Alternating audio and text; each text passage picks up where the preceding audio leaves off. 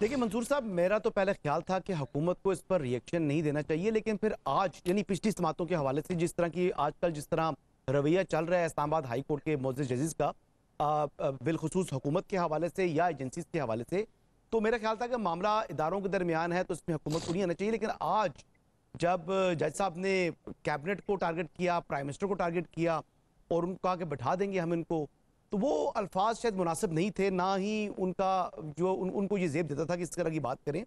अब दूसरा, जब उन्होंने आज टारगेट किया सेक्टर कमांडर इस्लामाबाद को, उनसे मुतल्लिक इतने रिमार्क्स दिए, उनके ग्रेड बताया कि 18 ग्रेड का है, हालांकि शायद वो 20 ग्रेड के होते हैं ना, कि 18 ग्रेड का भी है। तो जिक्र आपने रिमार्क्स में इतना किया, तो फिर तहरीरी जो हुक्मनामा दिया तो उसमें जिक्र क्यों नहीं किया? और अगर आपने तहरीरी हुक्मनामे में जिक्र नहीं करना था तो फिर आपको रिमार्क्स नहीं देने चाहिए थे। ठीक। और अगर रिमार्क्स दे दिए थे तो फिर तहरीरी ऑर्डर में भी उसको आप इनकॉर्पोरेट कर देते। अब चीजें तो इस तरह है कि वजारत दिफा कहती है कि जी हमने अपने झेली इदारों से चेक किया है, वो शायर जो अहमद फरहाद साहब हैं वो हमारे पास नहीं है। जब उनके पास नहीं है तो फिर अदालत ने पटिशनर जो खातून जो आदमी है, जो खातून है, उनके मौकफ को, उनके वकील के मौकफ को किस तरीके से सच तस्लीम कर लिया और अपना फैसला कर दिया कि ऐसा ही बंदा प्रोड्यूस करे। अदालत ने तफ्तीश की है, इंक्वायरी की है। अदालत ने क्या किया? उनके पास क्या सोर्स है? क्या उनके पास ऑथेंटिक इंफॉर्मेशन आने का कोई सोर्स ऐसा मौजूद है कि जिससे वो इस नतीजे पर पहुंच सके, वो फैसला दे सके? और अगर वो फैसले तक पहुंच चुके थे तो फिर उनको सेक्रेटरी डिफेंस को बुलाने की जरूरत नहीं थी। फिर वो ऑर्डर अपना लिखवा देते और आज वो जजमेंट आ जाती। यानी एक अबूरी हुक्मनामे की जगह हमारे पास एक जजमेंट आ जाती है अदालत की जो की जानिब से कि उन्होंने जनाब कल अब सेक्रेटरी डिफेंस को बुला लिया, सेक्रेटरी इंटीरियर को बुलवा लिया।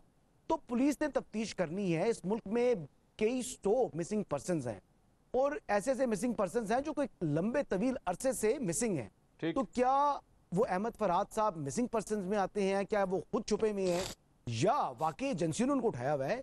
इस मामले के नतीजे के ऊपर तभी पहुंचा जा सकता है जब इसकी एक कॉम्प्रिहेंसिव इंक्वायरी होगी। ओके। इसके अलावा जो मेरे ख्याल के मुताबिक जो किया जा रहा है वो मुनासिब नहीं है। इसको जुडिशियल एक्टिविज्म कहा जा सकता है। मेरी राय है, गलत भी हो सकती है, दुरुस्त भी। जैन कुरैशी साहब, जुडिशियल एक्टिविज्म के जुमरे में आता है ये, या जुडिशरी फाइनली जाग गई है and it's actually hitting the nail where it should hit? तो या ये वो वाली सूरत हाल है? How do you evaluate this? Manzoor साहब, सबसे पहले तो आपका शुक्रिया अदा करूंगा, आपने शो में दावत दी।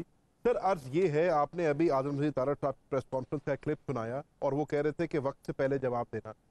फ्रैंकली स्पीकिंग, ऑनरेबल जज साहब ने जो रिमार्क पास किए, हसन भाई को उस पर मौकिफ है कि सिर्फ रिमार्क ना होते, ऑर्डर में भी अगर हिस्सा बना देते तो इन प्रिंसिपल जो बात कह रहे हैं मैं इनकी बात से इख्तलाफ नहीं करता। बट आई फील कि इस मौके के ऊपर अगर जज साहब ने रिमार्क दे भी दिए थे तो वहां पर लॉ मिनिस्टर का आके प्रेस कॉन्फ्रेंस करना नहीं बनता था। मिसाल के तौर पे वो कह रहे हैं कि एक बंदा है लापता है, उन्होंने अपने कोर्ट में कहा कि सुबह 11 बजे पेश किया जाए, 1 बजे पेश किया जाए, 3 बजे पेश किया जाए। कोर्ट ने अपनी रिट भी मेंटेन करनी है।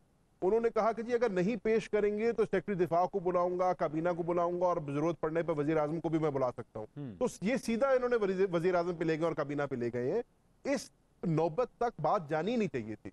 आप, मैं, हसन भाई और निहाल हाशमी साहब भी शायद इस बात से एग्री करेंगे कि इस मुल्क में किसी को भी मिसिंग पर्सन नहीं होना चाहिए। लेकिन जैन साहब, तो उसको बाजियाब करके जैन साहब एक सवाल है, एक सवाल इस बात के ऊपर बनता है कि एडमिनिस्ट्रेटिवली अगर नीचे जिस तरह अभी हसन साहब फरमा रहे थे कि जनाब ग्रेड 20 के एक बंदे के बारे में आप ये बात कर रहे हैं कि जी मैं उनको बुलाऊंगा, लेकिन अगर आप उनको बुलाएंगे और वो अगर एडमिनिस्ट्रेटिवली कोई काम नहीं कर सकते तो क्या ये बात पाकिस्तान की काबीना, फेडरल कैबिनेट, पाकिस्तान के प्राइम मिनिस्टर तक चली जाएगी कि जनाब फिर मैं उनको बुलाऊंगा और अगर वो भी नहीं कर सकेंगे तो फिर मैं फलां बंदे को बुलाऊंगा? क्या ये जायज है? सर देखें, the buck stop with the federal cabinet and the prime minister. At the end of the day हुकूमत उनकी है ना, और जवाबदेह भी अवाम के तो नुमाइंदे वही हैं, जवाबदेह वही हैं। बट मैं ये कह रहा हूं कि हमें उस नौबत तक जाने की जरूरत क्यों है? एक बंदा है, वो एक नज़म पढ़ता है, नज़म में भी शायद गालिबन वो कहता है कि वो बंदा उठाया जाता है, अगले दिन वो गायब हो जाता है। और आज कोर्ट कह रही है, ऑनरेबल जस्टिस कैनी साहब कह रहे हैं कि उसको मेरे कोर्ट में पेश किया जाए। असूल तौर पर बंदे को कोर्ट में पेश हो जाना चाहिए, कहानी वहीं पे दम तोड़ देगी। हम उसको आखिरी डिग्री तक क्यों लेके जा रहे? उसकी नौबत ही नहीं आनी चाहिए। ठीक।